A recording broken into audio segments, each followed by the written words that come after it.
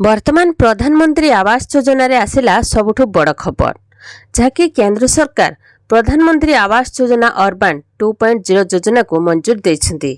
एही योजना अनुसार केंद्र सरकार सहरांचल गरीब एवं मध्यवित्त परिवार मानक पई 1 कोटी सस्ता घर निर्माण करिवे।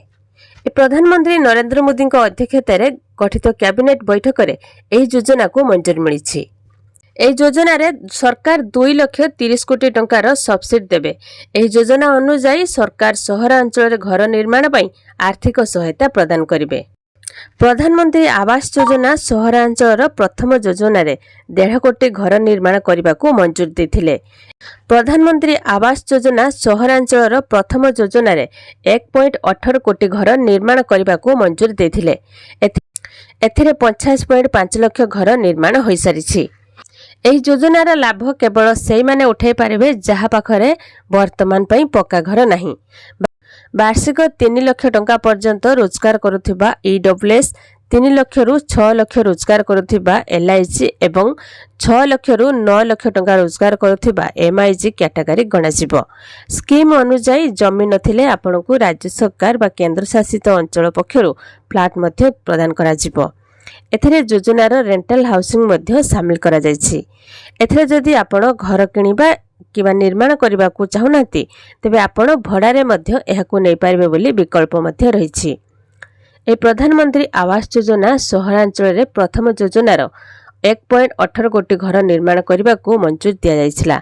एथिरे 50.5 लाख घर निर्माण होई सारिछि। तेबे एई फंडर मैनेजमेंट वर्तमान नेशनल हाउसिंग बैंक परिवर्ते नेशनल क्रेडिट गारंटी कंपनी रहिबो। ग्रामांचल रे पट्टा नथिबा हिताधिकारी को गरीबों को 4 डिसमिल लेखाएं जमी पट्टा प्रदान कराजिबो। सेपरि सरकारी जमी रे दीर्घ दिन धरी रहिथिबा हिताधिकारी मानकु मध्य 4 डिसमिल लेखाएं जमी दियाजिबो। एने गणमाध्यम को सूचना दैछन्ती राजस्व मंत्री सुरेश पुजारी। तेबे से कहिसन्ती जे भूमिहीन एवं बासहीन मानकु 3टी कैटेगरी विभक्त करा जायछि। जे अनुसार ग्रामांचल रे पट्टा नथिबा हिताधिकारी गरीबों को 4 डिसमिल लेखाएं जमी पट्टा प्रदान कराजिबो।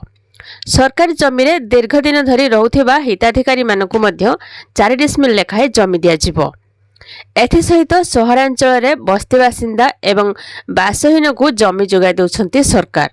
तृतीय रे जंगल अधिकारी आईन ले जंगल जमी को मध्य किसम परिवर्तन कर दिया जायछि।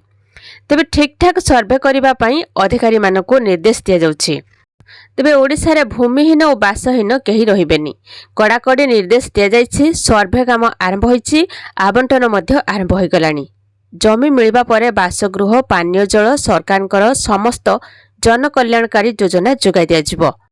तो यह थिला राज्य रे भूमिहीन एवं बासहीन मानक पई गोटे बड़ खुशी खबर जहाँकि राज्य रे आगामी 5 वर्ष परे केही रहिबेनी भूमिहीन एवं बासहीन। ग्रामांचल रे पट्टा नथिबा हिताधिकारी को गरीबों को 4 डिसमिल लेखाएं जमी पट्टा प्रदान करा जिवो। दीर्घ दिन धरी रहिथिबा हिताधिकारी मानकु सरकारी जमी रे दीर्घ दिन धरी रहिथिबा हिताधिकारी मानकु 4 डिसमिल लेखाएं जमी दिया जिवो। एने सरकार तरफ बड़ घोषणा करा जायछि। आ वीडियो केउ जिल्ला देखुचंती कमेंट माध्यम रे कहंतु। आ वीडियो गुटे लाइक करंतु। चैनल को जदि प्रथम थर आछंती चैनल को सब्सक्राइब करी पाखर आस्थुबा घंटी चिन्ह को दबाई दियंतु।